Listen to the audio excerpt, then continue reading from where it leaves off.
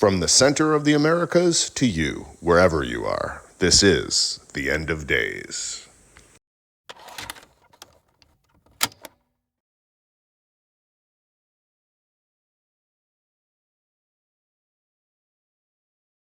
Hello, exiles. Welcome home. Today is Tuesday, June 25th, year of our Lord, 2024.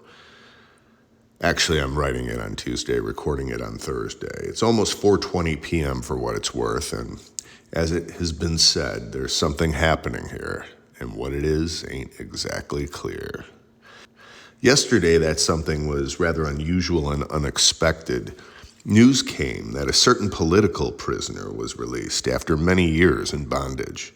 For the past day, I was struggling trying to come up with a plausible explanation as to why I'd be here now hearing this. As we know, there are no coincidences, so the explanation would be a good one if I could get at it. Then, perusing the inbox this afternoon, I came across something that got the wheels turning. I began to get clear why now, right now, Julian Assange was let free and what the proverbial cost would be for his freedom, a cost likely imposed upon society. The people, rather than imposed upon Mr. Assange himself. He, in any case, is paid aplenty. So a deal was struck after all these years of hand-wringing and gnashing of teeth, and just like that, he was on a plane heading for the land down under. To understand why the U.S. Department of Justice just now decided to strike a plea with Mr. Assange, one must take a gander at current events and then, by extension, frame them in a larger historical context. As things began clicking into place, like locking mechanisms of a safe, I felt myself retrieving odd memories of these past few weeks, remembrances of bits of strange and surprising news stories. It made me feel slightly idiotic and mad. I realized it's as though I've been living in the time of someone else's tragic past, or possibly in that of a dystopian future, though I could reasonably be assured of my presence. I had thought I had heard that they were planning in some far-off countries across the sea to begin conscription. You may know it better as the draft. A short while later, they had passed something in the USI to begin the same, a law automatically enrolling the youth, as it were. And if all seemed like it was some kind of anachronism that maybe had slipped through a time warp in Mandela fashion, well, maybe I was just crazy. But alas, I realized finally it actually happened. There could be, I knew, only one reason for talk like this. Still, absent more evidence, it was hard to make it out. Then, in a moment, I remembered Assange, and it started coming into focus. Already I have heard a myriad, nay, a plethora. Many piñatas? Oh, yes, many. Would you say I have a plethora of piñatas? A what? A plethora. Oh, yes. You have a plethora. Jefe, what is a plethora? Of explanations surrounding this event. Who this man Assange is, connections to secret societies and such. The theorists, of which I certainly count myself, all debating his true provenance, the truth of the what, where, when, and why. While nothing we see in the news can be taken for granted, either as the truth or as a psyop, which is to say, a great big lie, some things ring more self-evident than much of the rest. Usually, as is the case here, I believe, like that of Ed Snowden, when the U.S. government labels someone a traitor, it's generally because this person has angered the establishment, as it were.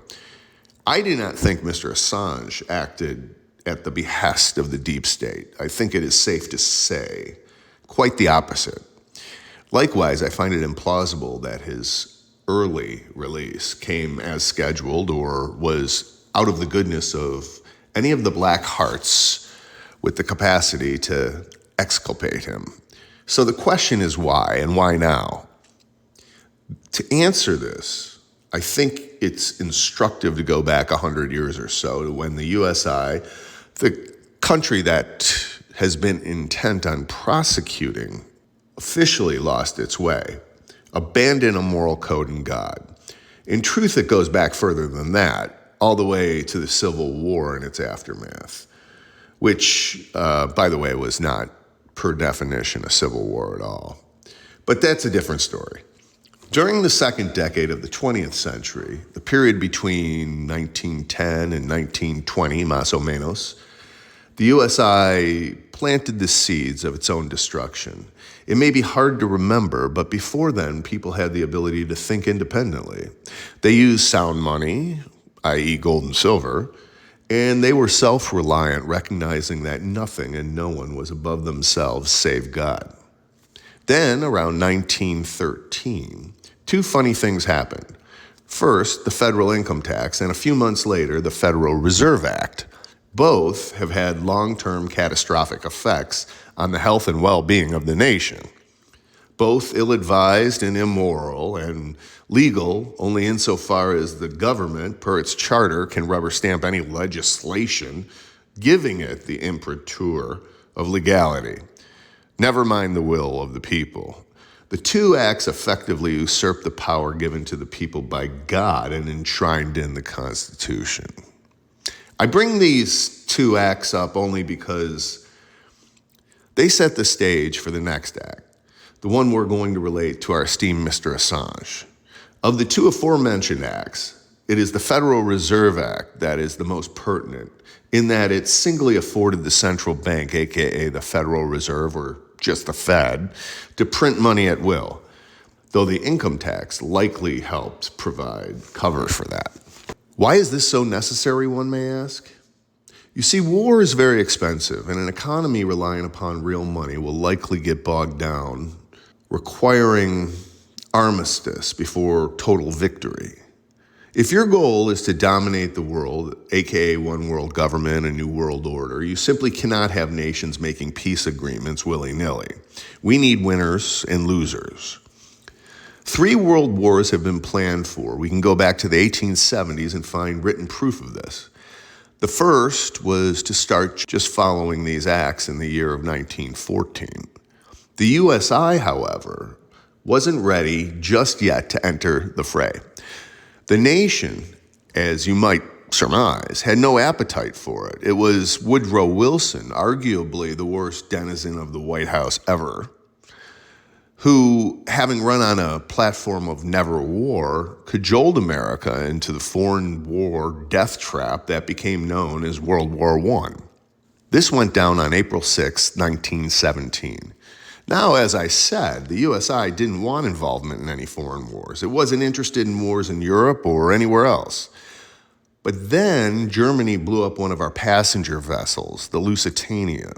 Now, at the time, people were relying on the newspapers for their news. There wasn't internet. Hell, there wasn't even TV. It wasn't until more than 5 years later that radio had a 1% penetration of USI households. So basically, people didn't know anything except what the paper said, and they believed it. Still, there was concern on part of the government that some people wouldn't want to go along with this war plan. You see, the problem they had in that day is the same problem that they have today. There is simply too much free speech. So what do you do when you want to control people? Why, you strip them of their God-given rights, of course. What else can you do? So on the 15th of June, 1917, just 2 months and a few days after entering World War I, the corrupt legislature, and they were at that time already corrupt thoroughly, passed the Espionage Act, marking the beginning of the end of the First Amendment.